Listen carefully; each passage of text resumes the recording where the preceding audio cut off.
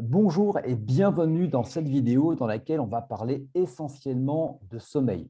Donc, si tu es sportif, que tu as du mal à t'endormir, que tu as du mal à avoir un sommeil réparateur et tu as du mal tout simplement à récupérer de tes entraînements et tu as du mal à performer, cette vidéo est faite pour toi.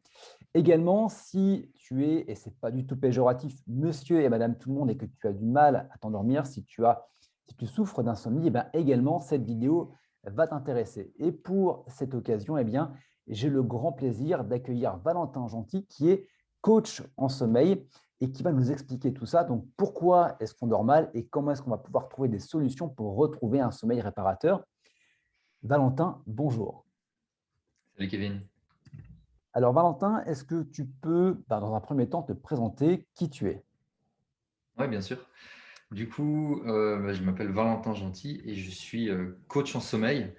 Ce que ça veut dire concrètement, c'est que j'accompagne essentiellement des entrepreneurs à mieux dormir, à retrouver le sommeil, des personnes généralement des entrepreneurs qui ont un business qui tourne bien, qui sont un peu débordés et qui ont du mal à dormir, s'endormir, rester endormis, qui n'ont pas d'énergie en journée ou peu d'énergie en journée, malgré les résultats qu'ils ont et qui veulent voilà, sortir de ce cercle-là ou simplement qui veulent mieux dormir tout simplement. Voilà. Maintenant, je m'adresse aussi parfois à des athlètes de haut niveau, spécifiquement dans le MMA. Apparemment, j'attire des clients qui sont des combattants. Et puis voilà. Alors, ce qui est intéressant, c'est que tu sois entrepreneur, que tu sois sportif, finalement, que tu aies un mauvais sommeil, ça va avoir des répercussions en termes de concentration, en termes de focus, que ce soit pour tes entraînements, que ce soit pour également tes compétitions, mais également, si tu es entrepreneur, pour les objectifs que tu vas pouvoir avoir sur ton business. Donc, ce qui était intéressant, c'est que, et la raison pour laquelle je t'ai invité, c'est que finalement, les bases, à partir du moment où tu vas avoir un bon sommeil, ça peut se répercuter sur du business en ligne, ça peut se répercuter sur des sportifs de haut niveau, mais ça peut également se répercuter sur monsieur et madame tout le monde qui a du mal à avoir un bon sommeil. Donc, la première question que je vais te poser, c'est, et je sais pourquoi je te pose cette question, parce que je sais qu'on a pas mal de fausses idées là-dessus, c'est pourquoi est-ce qu'on dort mal actuellement? Waouh. Pourquoi est-ce qu'on dort mal actuellement? Il y a énormément de raisons, des raisons qui sont intérieures à nous et des raisons qui sont extérieures, donc endogènes, exogènes. Euh, une des principales raisons pour lesquelles on dort mal, qui est une cause externe, c'est ce qu'on appelle la lumière bleue. La lumière bleue, il y a beaucoup de choses qui sont racontées là-dessus, elle serait nocive, etc. Alors, la lumière bleue, fondamentalement, n'est pas nocive. La preuve en est, le soleil est le plus grand producteur de lumière bleue. Là, je me suis mis au soleil exprès. C'est le plus grand producteur de lumière bleue. Et en fait, on a besoin de lumière bleue pour vivre. Le problème, c'est que la lumière bleue, le soir, au mauvais moment, c'est-à-dire, toi et moi, on n'est pas très différents des hommes et des femmes préhistoriques, d'un point de vue évolutif. Et le soir, quand le soleil se couchait sur la vallée, on avait le soleil qui disparaissait et donc plus de lumière bleue. Et il n'y avait pas de lumière bleue artificielle due à notre téléphone, à l'ordinateur, aux ampoules LED, aux phares de voiture, etc. dans notre environnement. Il y avait juste un feu qui n'émet pas de lumière bleue. Et donc, naturellement, on fabriquait la mélatonine et on s'endormait. Maintenant, Thomas Edison a inventé l'ampoule, Steve Jobs a inventé l'iPhone et puis l'ordinateur, etc. Ce qui fait qu'on se retrouve dans un environnement le soir où la lumière bleue vient desservir notre sommeil, puisqu'on se retrouve avec le téléphone à quelques centimètres du visage, juste avant de dormir, c'est-à-dire que c'est comme si on avait un mini-soleil en fait. Et donc, on commence le début de la nuit sans mélatonine, et du coup, pendant 3-4 heures, on a ce qu'on appelle un sommeil poubelle. Et ça s'appelle junk sleep en anglais. Et le problème du sommeil poubelle, c'est que du coup, on reste dans des phases de sommeil léger, on somnole, et du coup, on se réveille pendant la nuit. On a l'impression aussi que quand on se réveille le matin, si on arrive à se réveiller le matin et qu'on entend le réveil qui nous arrache du réveil, mais à ce moment-là, c'est hyper difficile en fait. Ouais. Donc la Alors, lumière est-ce que tu peux bleue, juste te rappeler, pour celles et ceux qui ne connaissent pas, les différents cycles du sommeil? oui, bien sûr. Euh, pour faire simple, on a trois grandes phases dans le sommeil. La première phase, c'est la phase de somnolence où on commence à s'endormir. On a la phase de sommeil léger. C'est un peu comme des marches dans des escaliers. En fait, plus on descend, le but, c'est d'arriver en bas des marches. Et puis on remonte, et puis on redescend, et puis on remonte, on redescend. Et le sommeil léger, on en a beaucoup vers la fin de la nuit et peu au début de la nuit. Et puis après, on a le sommeil profond. Et le sommeil profond, il est caractérisé par des légers mouvements musculaires, donc on n'est pas du tout paralysé. Par contre, le sommeil léger, là, on est paralysé. C'est-à-dire que c'est le sommeil du rêve, c'est celui dans lequel on a des mouvements très rapides des yeux, de gauche à droite. Et c'est le sommeil où on va typiquement penser rêver qu'on est un oiseau. Et du coup, on est paralysé pour la simple et bonne raison que si on n'était pas paralysé, du coup, ça veut dire qu'on serait en train de dormir en battant D'accord. des bras et on se cognerait. D'ailleurs, des personnes âgées ont un problème pour la sécrétion de l'hormone qui nous paralyse, qui fait qu'elles se mettent à se blesser pendant la nuit. Et c'est d'ailleurs ça la paralysie du sommeil. C'est un dysfonctionnement de la fabrication de l'hormone qui nous sort de la paralysie, qui fait que des personnes sont bloquées dans leur corps. Elles sont réveillées, mais elles ne savent pas bouger. C'est un problème Alors, hormonal en fait. juste, alors c'est une anecdote. Je ne sais pas si ça a à voir justement avec ce défaut de sécrétion d'hormones qui te paralyse. Je me souviens quand j'étais en Thaïlande et que c'était vraiment dans le premier mois où je m'étais entraîné, je m'entraînais tous les jours, 2 fois par jour. Et je refaisais dans la nuit mes entraînements. Et je me souviens où je me voyais en train de mettre des coups de tibia et je donnais des coups de tibia dans le lit en fait. Alors, dans ces cas-là, c'est que c'est très difficile quand on est dans notre sommeil de savoir dans quelle phase on est, parce que Ouais, typiquement, on est inconscient en fait. Mais ce qui se passe, c'est que on est dans un état de conscience qui est différent de celui dans lequel on est toi et moi en discutant, et les personnes ok, qui nous écoutent. Ce qui fait que quand on est en espèce de... Quand tu bouges comme ça, en fait, c'est que tu sortais du sommeil, du rêve, tu étais réveillé, mais c'est juste que tu faisais pas vraiment la différence et donc tu te mettais à bouger, des choses comme ça. Tu vois. d'accord, ok. Après, ça peut être aussi, peut-être que tu étais dans du sommeil profond et que tu avais juste des spasmes. Euh, et que après tes souvenirs de ta nuit sont recomposés. Ok, Parce qu'il se passe d'accord. plein de trucs dans ta nuit, mais toi, ce que tu te souviens, c'est quelques bribes. Mais si ça tombe, il y en a un truc Ouais, qui s'est passé il y a 2 heures et un truc qui s'est passé il y a 3 minutes, et pour toi, c'est la même chose. Tu vois. d'accord, ok, je vois. Donc, c'est difficile. Il aurait fallu que tu sois branché dans une clinique du sommeil et qu'on voit ce qui se passe dans Ouais. ton cerveau. Mais C'était voilà. assez drôle, ouais, ouais, c'était assez drôle parce que je me souviens bien de lancer les coups de tibia et ouais, ça m'avait surpris sur le coup. Donc, ouais, donc pour revenir justement au Donc, cycle du lumière bleue. sommeil et puis également la lumière bleue et la Tout à fait. mélatonine. Donc, c'est Voilà. vraiment cette lumière bleue qui va nous Elle faire participe défaut quand grandement. on Ouais. va se faire un shoot d'écran bleu juste avant l'endormissement. C'est ça. En fait, les écrans vont se fabriquer, vont nous envoyer de la lumière bleue qui va stopper la production de mélatonine et produire de la sérotonine, qui est c'est vraiment les deux hormones opposées, antagonistes. Et, euh, et ces deux hormones-là, quand tu en as une, tu ne peux pas avoir l'autre. C'est comme quand tu allumes la lumière ou que tu éteins la lumière. Ouais, tu ne peux pas avoir Tu entre deux, n'as pas quoi. l'ampoule allumée et éteinte en même temps. Elle est soit allumée, soit éteinte. Ouais, tu n'as pas de Mais lumière c'est la même cumulée. chose avec les hormones. Oui, non, ça n'existe pas, ça, en biologie, dans le corps humain, en tout cas là-dessus. Et du coup ouais, c'est ça qui se passe. Après, la lumière bleue, on parle souvent des écrans, comme quoi la lumière bleue des écrans serait nocive. Euh, Là, c'est tout autre chose. Mais le but du jeu, c'est vraiment le soir de bloquer 100% de la lumière bleue. Toutes les lunettes, à peu de choses près, qui sont vendues, par exemple, on voit beaucoup de lunettes anti-lumière bleue pour les écrans. Elles ne sont pas du tout efficaces le soir. C'est-à-dire, elles ont un Ouais. léger traitement anti-lumière bleue et ça va pas suffire. Donc voilà. Après, ça, c'est pour les causes, Alors, juste avant la cause comment principale dire, de exogène. parler un peu plus par la suite de qu'est-ce qui va faire, pourquoi est-ce qu'on devrait avoir un bon sommeil, Ouais. qu'on soit sportif, qu'on soit entrepreneur, qu'on soit madame, monsieur, madame, et madame Mhm. tout le monde, qu'est-ce que ça va vraiment changer et qu'est-ce que ça va impacter dans notre vie de tous les jours. Est-ce qu'on peut refaire un point sur les lunettes bleues si celles et ceux qui nous écoutent actuellement veulent s'en procurer? Ouais. À quoi on doit faire attention? En fait, il y a un mensonge qui est véhiculé par toutes les marques, enfin, la plupart des marques de lunettes anti-lumière bleue qu'on voit sur le marché.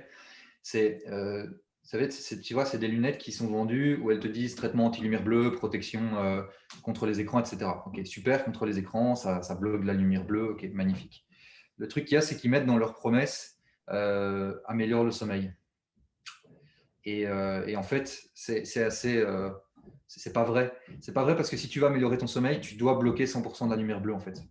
Donc la grande majorité des lunettes qui sont vendues ne permettent pas ça. Elles bloquent seulement une partie du prisme de lumière bleue et elles bloquent une partie du prisme de lumière bleue qui serait nocif, serait au conditionnel, serait nocif pour l'être humain parce que beaucoup moins présent. Euh, dans la nature que par les écrans, voire même pas du tout présents. Donc, c'est de ça qu'ils essaient de protéger.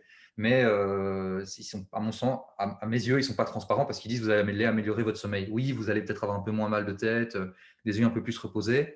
Mais si vous êtes avec ces lunettes-là le soir devant votre écran, ça ne va pas vous aider à mieux dormir parce que vous ne bloquez pas tout. Moi, quand j'étais en… Il faut savoir que j'ai fait quand j'étais en Finlande, j'ai vécu 6 mois en Finlande et j'ai fait une dépression nerveuse, un burn-out et une commotion cérébrale en même temps. Et quand je suis rentré chez moi, en Belgique, j'avais plus de sommeil. Et une des solutions, je fais court, mais j'ai analysé énormément d'études scientifiques, de méta-analyses sur le sommeil pour comprendre ce qui se passait parce que concrètement, rien ne marchait. Tout ce que je lisais sur les blogs, les médicaments, etc., il n'y avait rien qui fonctionnait pour moi. Et je ne voulais pas essayer de prendre des médicaments, des anxiolytiques. Et une des solutions qui m'a permis d'avoir un gros changement, un gros shift, quasiment instantané, c'est-à-dire du soir au lendemain, c'était nettement Ouais. amélioré. C'était des lunettes anti-lumière bleue, mais pas des lunettes comme celles qu'on voit typiquement. Ces lunettes, d'ailleurs, je les ai ici parce que c'est tellement magique ce produit que j'en ai fait ma marque. C'est des lunettes comme ça, tu vois. Donc, il y a une double technologie en fait. Donc, tu as une technologie orange, comme tu peux le voir. Là, tu me vois en super orange. Ouais. Les couchers de soleil sont magnifiques avec ces lunettes. Et en plus de ça, tu as un traitement anti-lumière bleue. Là, on le voit, le reflet un peu bleuté dans les lunettes, qui fait que tu bloques 99,99% de la lumière bleue avec ces lunettes. Et ça, c'est vraiment un gros game changer. Et il faut faire très attention pour les personnes qui vont essayer de s'en procurer sur Internet, si les personnes qui nous regardent en ont envie. Parce que ces lunettes-là, on en voit beaucoup qui sont vendues pour des gamers, donc pour des joueurs professionnels sur l'ordi. Et en fait, elles ont une teinte orange, mais pas la bonne teinte, ce qui bloque une grande partie de la lumière bleue et ne sont pas combinées avec la technologie en traitement anti-lumière bleue. Donc, il y a vraiment deux technos qui sont alliés. Et en fait, quand j'ai vu ça, je me suis dit, tiens, il y a quelque chose à faire. Non seulement parce que ça m'avait aidé, ensuite, il y avait une opportunité de marcher tout simplement sur le sommeil. Et donc, j'ai créé ma marque avec les lunettes qui étaient Valentin Gentil dessus. Et ça, c'est des lunettes que je vends pour le coup. Avec ce traitement, double traitement qui bloque toute la lumière bleue. Et donc, il suffit de les porter 90 minutes le soir avant de s'endormir chez toi. Et tu peux encore regarder ton téléphone, ton ordinateur. Tu te brosses les dents, évidemment, parce que la lumière de la salle de bain détruit le sommeil aussi, puisque ça émet de la lumière bleue. Et puis, quand tu as éteint les lampes dans ta chambre, tu enlèves tes lunettes et tu vas dormir. Et le jour où j'ai testé, moi j'ai testé avec des lunettes de chantier à l'époque, il y a plusieurs années. Des lunettes de chantier que les ouvriers utilisent pour disquer. Et elles avaient un Ouais. traitement comme ça, double traitement, et ça a tout changé, quoi. Alors, C'est pour un vraiment ça qui retour m'a permis d'expérience, d'accélérer. j'ai également les lunettes. Ouais. Et depuis que je les mets, généralement, après, on va dire 30 minutes de pause de lunettes le soir, j'ai l'endormissement qui commence à arriver. Je sens que l'endormissement commence à arriver. Et ce qui est vraiment génial, c'est que des fois, je me dis, allez, je vais me regarder une série. Donc, je fais deux, trois trucs. Et le fait de faire deux, trois trucs et de me couper également de l'écran, je me dis, non, mais en fait, je vais aller me coucher. Et depuis, enfin, je note en fait vraiment la différence entre quand je les mets et quand je ne les mets pas. Quand je les mets, je sais qu'au bout d'une demi-heure, je sais que je vais avoir la sensation d'avoir envie de dormir.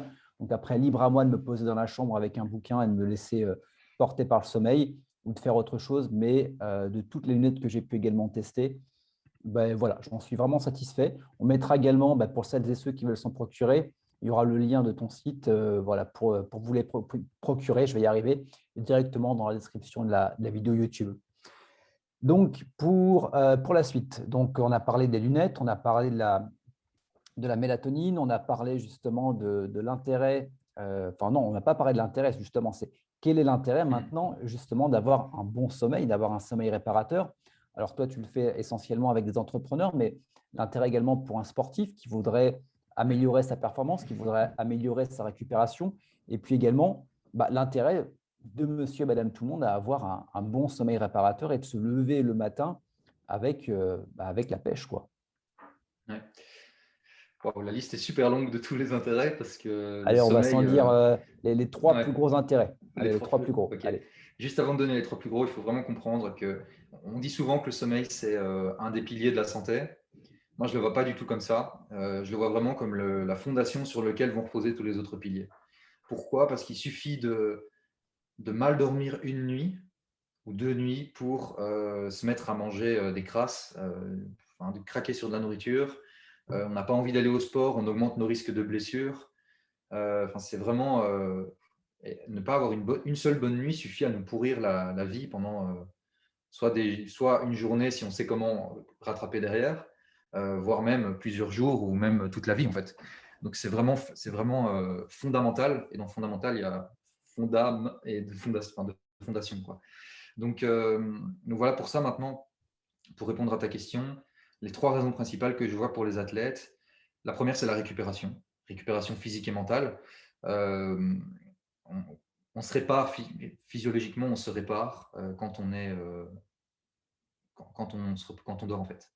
Euh, et je vois trop souvent des conseils de coach sportifs qui disent oui, il faut bien dormir, dors 8 heures et ça suffira. Je suis désolé, mais c'est trop faible. Bon, après, ils ne savent pas, donc voilà, je ne leur jette pas la pierre, mais c'est vraiment le côté Ouais. récupération physique et Tu mentale. entends quoi par 8 heures, c'est trop peu? C'est trop peu en termes de… Tu fais la différence entre la quantité et la qualité ou il faut vraiment dormir plus pour un sportif? Déjà, on va sortir du mythe de la nuit de 8 heures parce que ça ne fonctionne pas comme ça. Nous, les êtres humains, on dort en cycle. On dort en cycle de sommeil d'environ 90 minutes.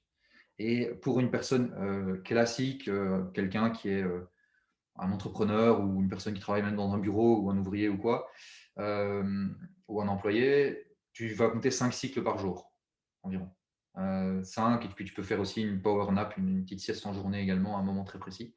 Donc 5 cycles. Pour un athlète, quelqu'un qui va vraiment pousser ses limites jour après jour et qui a besoin du coup d'une forte récupération, on va compter plutôt 6 cycles de sommeil. Et donc à ce moment-là, soit on fait 5 cycles pendant la nuit si c'est possible, et puis on en rajoute un sixième pendant la journée ou en début de soirée, soit dormir 6 cycles de 90 minutes pendant la nuit. Et ça va permettre de se réparer physiquement. Aussi pour des personnes qui font des entraînements, je pense à des boxeurs ou des personnes dans les sports de combat où il y a un niveau de technicité, il y a besoin d'améliorer les réflexes, mais vraiment le côté mental, le côté réflexe, le côté nouvelle, je sais pas moi, tu apprends un nouveau mouvement ou une nouvelle série d'enchaînements, tu vas en avoir besoin pour être plus performant le lendemain, pour vraiment l'assimiler à l'intérieur de toi, où en fait, ce que tu vas faire, tu as toutes tes connaissances passées et puis tu as les nouvelles connaissances que tu as eues dans la journée. Et en fait, tes connaissances de la journée vont, pendant la nuit, se recombiner avec les anciennes pour créer une espèce de compréhension globale. Tu vois. Ok. Et, et en plus de ça, il y a la réparation physique qui arrive. Et donc, ça veut dire que non seulement, si on a une blessure, on récupère plus vite de sa blessure. En plus de ça, on évite de se blesser parce que les muscles sont plus réactifs. On a peut-être le meilleur réflexe qui permet d'éviter une blessure, ce genre de choses.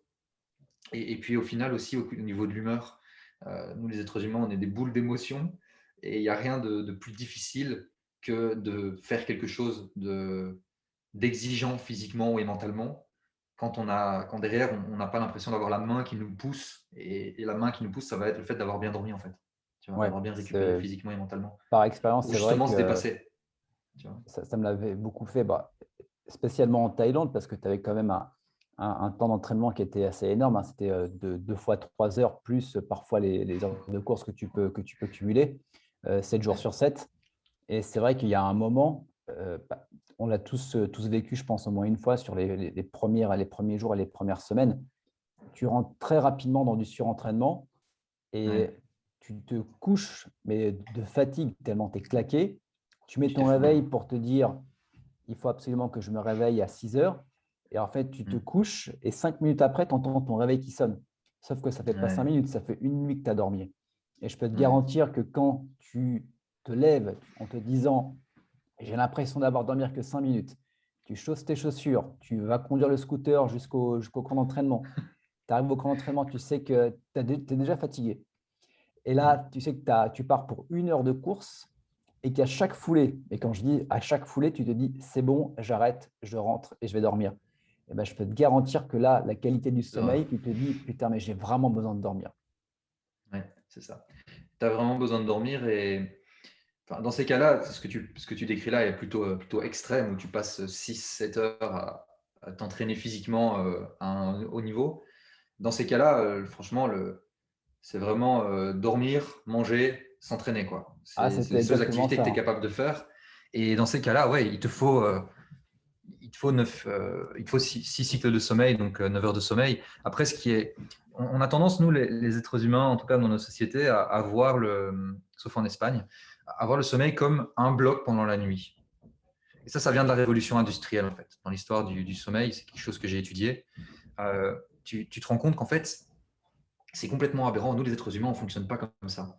Il y a un truc dans notre corps qui s'appelle les rythmes circadiens. Euh, je vous invite, ceux qui regardent cette vidéo, à aller sur Google, rythme circadien, c'est quoi? Mais je vais vous l'expliquer brièvement.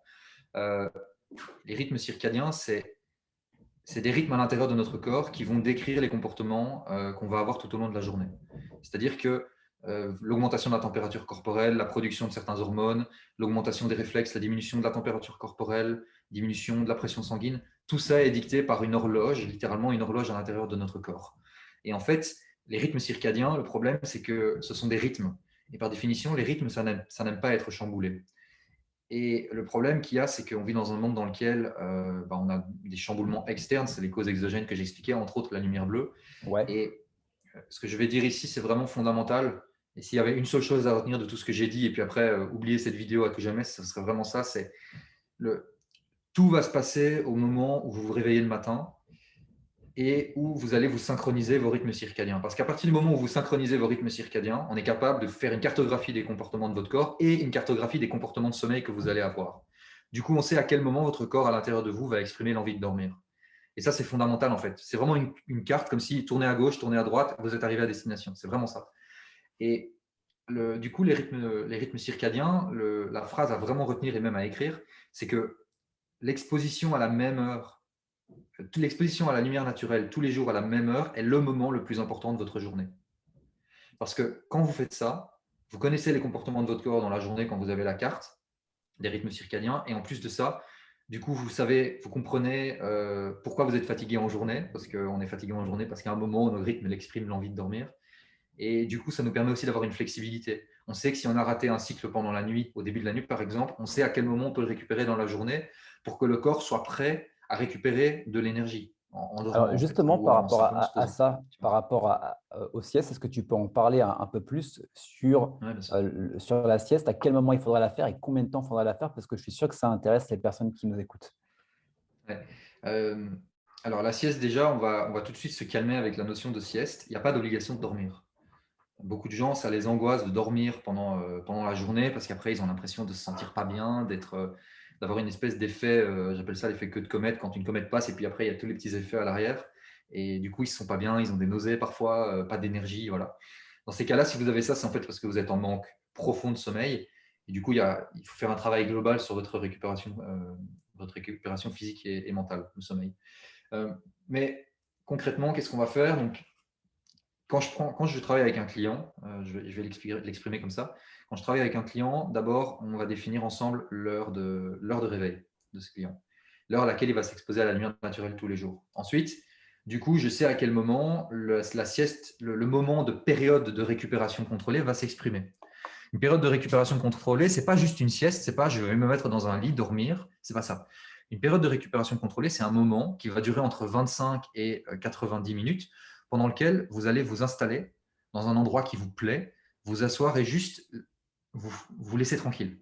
Si vous avez envie d'écouter de la musique, vous écoutez de la musique. Si vous voulez aller dehors et écouter les oiseaux, vous écoutez les oiseaux. Vous voulez méditer, vous méditez. C'est vraiment un moment pour vous. Et si Ouais, c'est vraiment un temps de pendant pause, ce quoi. moment-là, ouais. Et si pendant ce moment-là, vous ressentez que le sommeil arrive, en fait, c'est quoi? Ce sont vos rythmes circadiens, votre corps, donc tous les mécanismes dans votre corps qui disent, OK, on n'a pas eu suffisamment de sommeil ou on a un fort besoin de sommeil. Et en plus de ça, on a envie de dormir. L'envie, les rythmes circadiens, c'est l'envie de dormir. Et comme on a un besoin de sommeil qui est important parce qu'on a fait des choses exigeantes dans la matinée, physiquement ou mentalement, et qu'on a une envie de dormir qui est élevée, et on sent le sommeil qui arrive. Et à ce moment-là, qu'est-ce qu'on va faire? On va pouvoir faire ce qu'on appelle le terme marketing, c'est la power nap, donc la sieste énergisante. Et en fait, la power nap, c'est simplement, tu vas t'installer pendant. Alors, la NASA a évalué que c'était 26 minutes la durée idéale pour une sieste. Ouais, j'avais entendu dire Et ça, donc, ouais. tu vas t'installer, te coucher sur un fauteuil ou t'installer simplement dans un petit fauteuil comme un divan ou un lit, comme je suis, t'installer comme je suis maintenant assis. Et tu vas fermer les yeux. Et si tu sens que le sommeil vient, tu te laisses aller.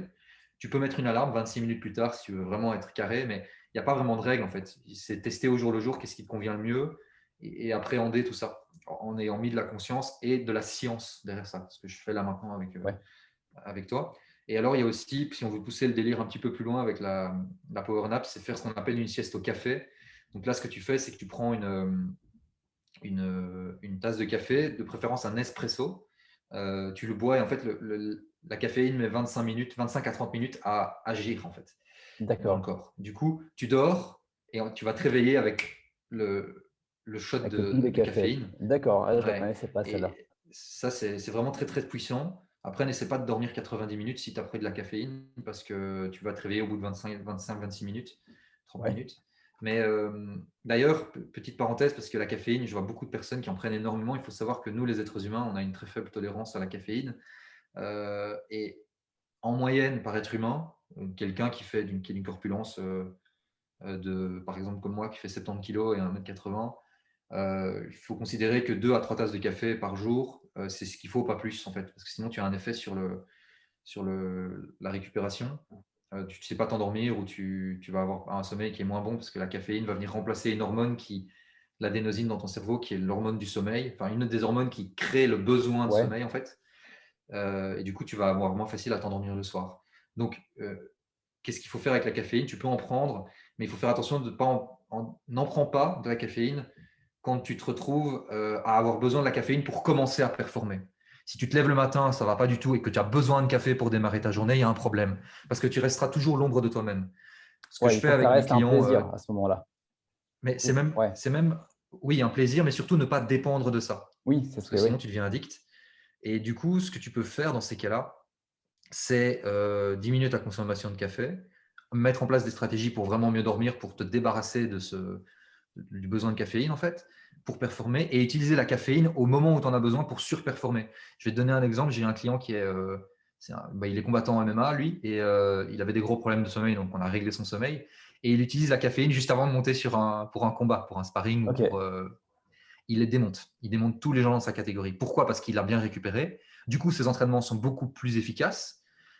Et du coup, en plus de ça, il a ses réflexes qui sont améliorés parce qu'il prend la caféine au bon moment. Et donc, avant de monter sur un combat, il a son petit shot d'espresso. Il se prend son shot d'espresso. Il sait plus ou moins quand son combat va démarrer. Donc, il sait la caféine prend 25 à 30 minutes. Et il bouge beaucoup plus vite que quand il n'a pas la caféine, en fait. C'est la même chose, les grimpeurs utilisent des feuilles de coca Ouais. pour grimper. C'est un peu la même chose, mais avec la caféine. L'avantage avec la caféine, c'est que tu ne vas pas te faire. Tu vas pas biper comme Ouais, étant au drogué, en dopage, fait. ouais. Ok. Voilà. Ah, c'est Ça, intéressant, c'est un truc de intéressant. dingue, vraiment. Vraiment. Ça permet de pousser la limite, en fait. Ouais. Mais Et il je faut le sais, faire de j'avais façon un parcimonieuse. pote à moi qui faisait ça. Et lui, c'était juste avant un entraînement, il prenait, c'était des capsules de caféine, justement. Ouais. Mais par contre, alors, j'ai pas testé, mais apparemment, c'était un truc qui était hyper C'est dingo. puissant. Ouais. Et je le voyais, ses entraînements, je dis, mais putain, mais il s'arrête jamais, quoi. Mais c'est ça, en fait. Mais donc, juste pour conclure sur la sieste, Ouais. si vous avez le choix entre une tasse de café ou prendre 25 minutes et dormir, si vous ressentez l'envie de dormir, dormez 25 minutes. Ce sera toujours plus efficace. Ok. Toujours plus efficace.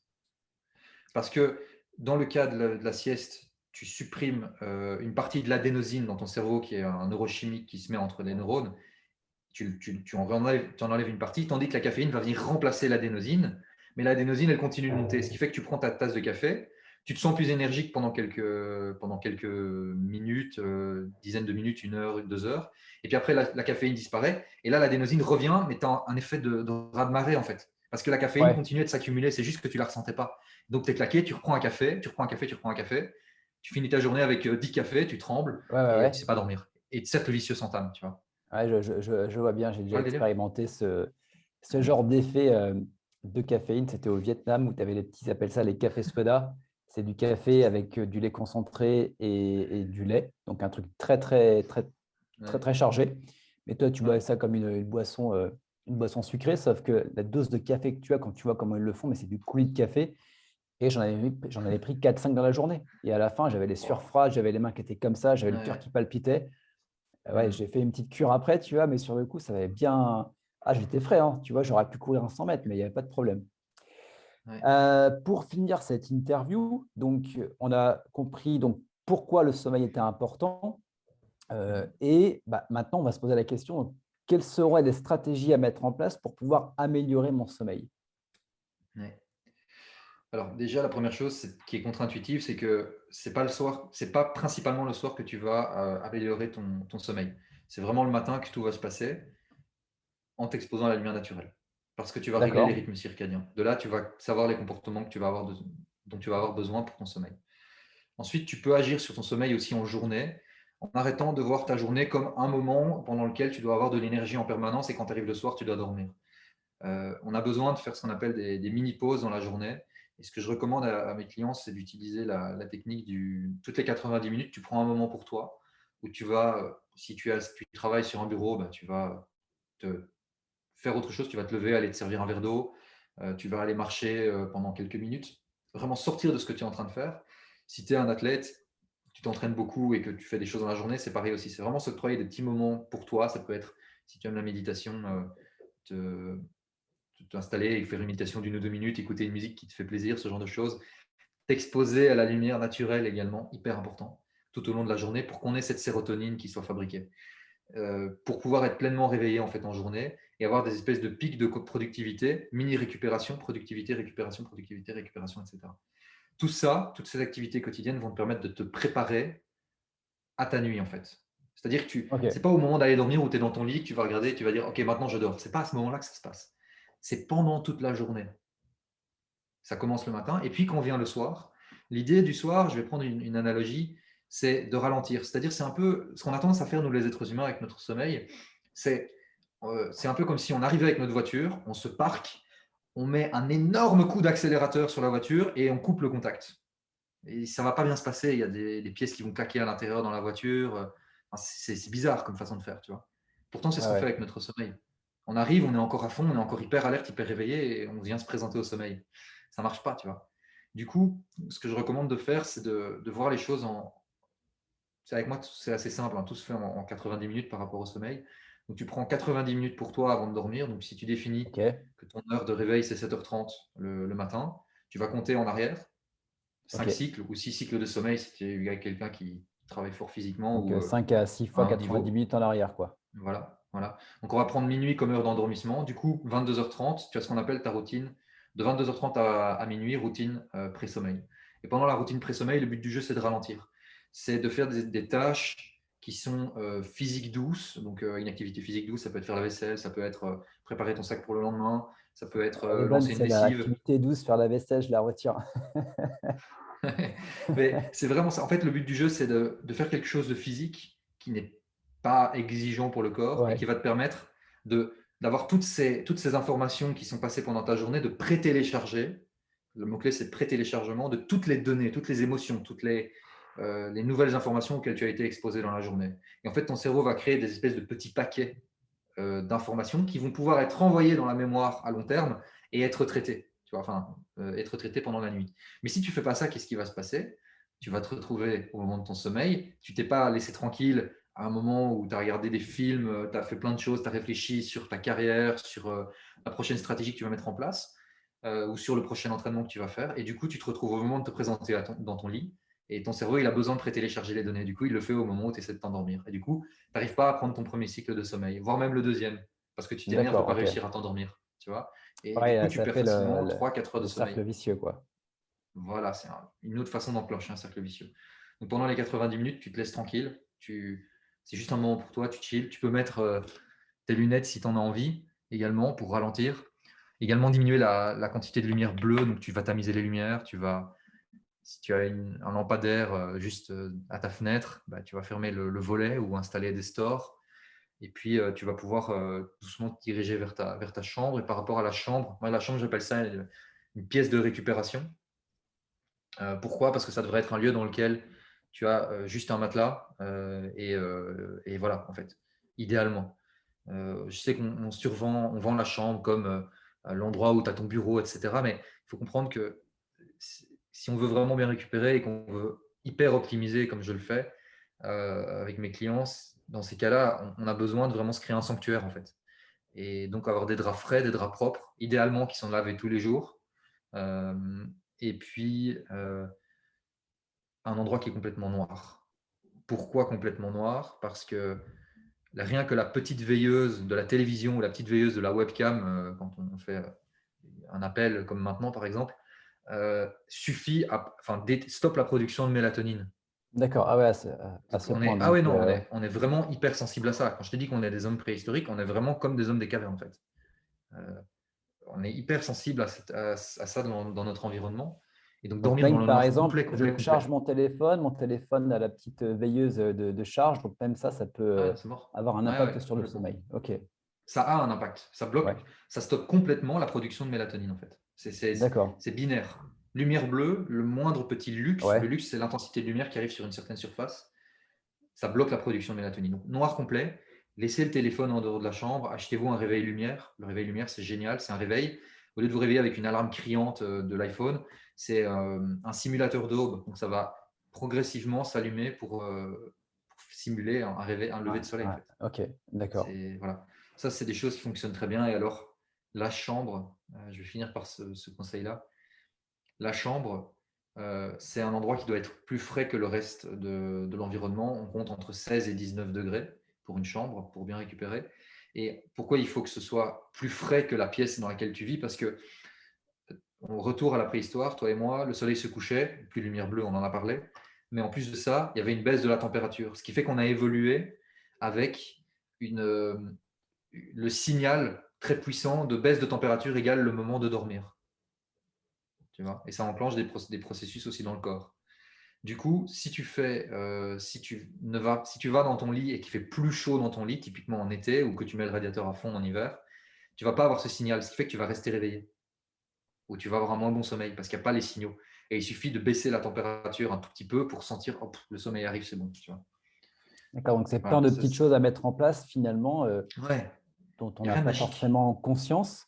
Mais Non. justement, comme tu dis, tu vois, le fait, la petite diode qui s'allume, bah, si rien que ça perturbe ton sommeil, tu vois, rien que le fait d'avoir une chambre, comme tu le dis, pratiquement opaque, ça peut suffire pour retrouver un bon sommeil. C'est vrai que quand je retourne chez mes parents qui sont un petit peu plus ou moins à la campagne, c'est Mhm. vrai que tu vois, autant ici à Annecy, à 6h30, je suis réveillé parce que je suis en ville, parce qu'il y a les bruits extérieurs, parce que beaucoup de choses. Mhm.